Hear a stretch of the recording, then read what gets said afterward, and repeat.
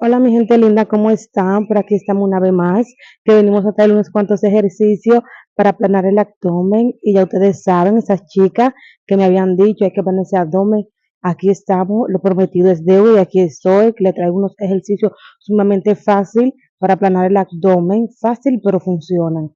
Y mi gente linda, el que quiera hacer pierna, el que quiera hacer glúteo, nada más tiene que deslizar y darle para abajo y van a ver más videos, ya ustedes saben.